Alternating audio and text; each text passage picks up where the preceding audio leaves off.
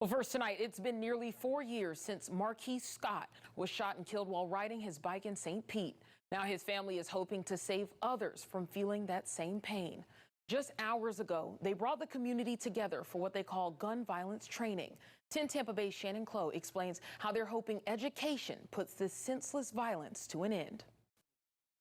And this Sunday marks 4 years since Marquise was shot and killed, and his family is hosting a walk to honor his life. They welcome you to come out to Straub Park at 2 p.m. to walk with them.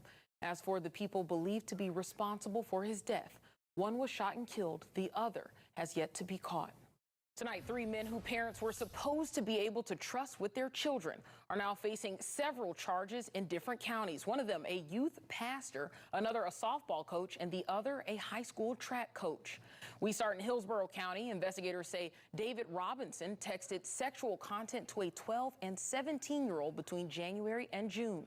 Deputies say Robinson was a youth pastor at Shiloh Baptist Church in Plant City at the time, and that he also volunteered at various Christian schools in East Hillsborough County. He's now charged with 9 counts of transmission of harmful material to a minor.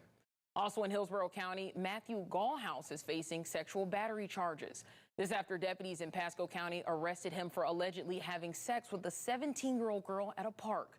Deputies say he also had sex with her at his house in Hillsborough County, which led to the charges. Investigators tell us Gallhouse was a softball coach for the Tampa Lady Hawks at the time.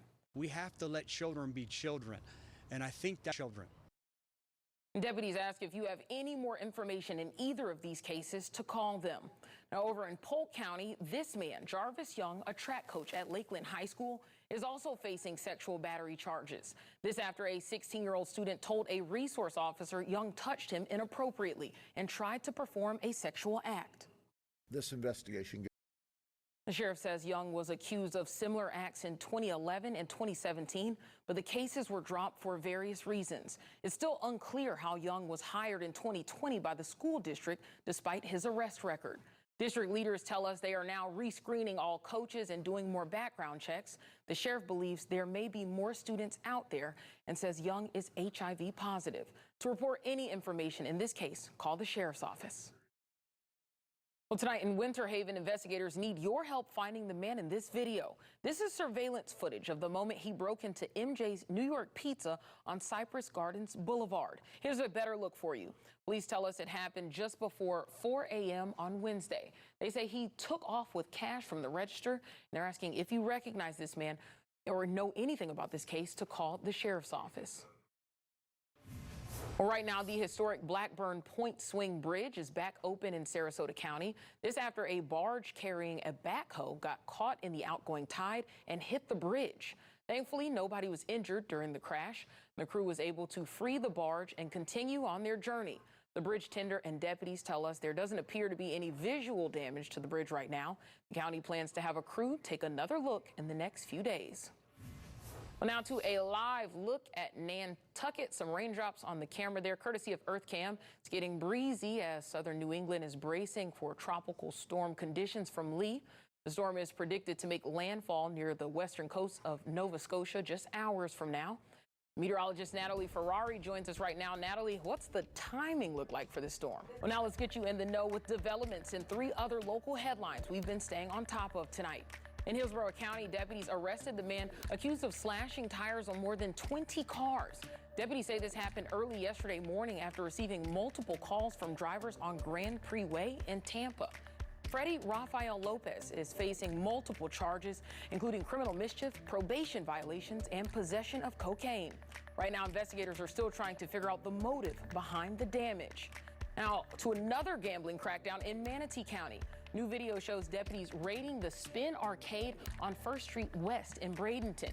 Deputies say they seized over 33 video slot machines, 62 computers, and other equipment, along with more than $15,000 of illegal proceeds.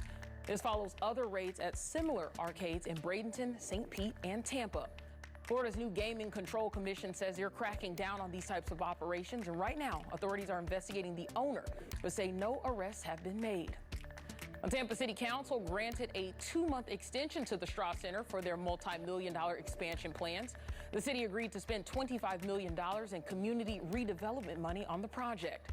But first, they want to see what they're spending the money on, and as of right now, that's not clear. The center can't present those plans until they figure out the costs, which they say keep going up. In that eval out that project. The new deadline for a final plan is now in December. Well, there's a new resource for veterans in our area. Just hours ago, we got an exclusive look inside the new St. Michael's Homeless Veteran Outreach Center in Tampa. Tonight, 10 Tampa Bay's Hannah Deneen takes us inside, showing how this help has already changed lives. And the center will be open to walk-ins starting Monday morning. For more information, head to 10tampabay.com.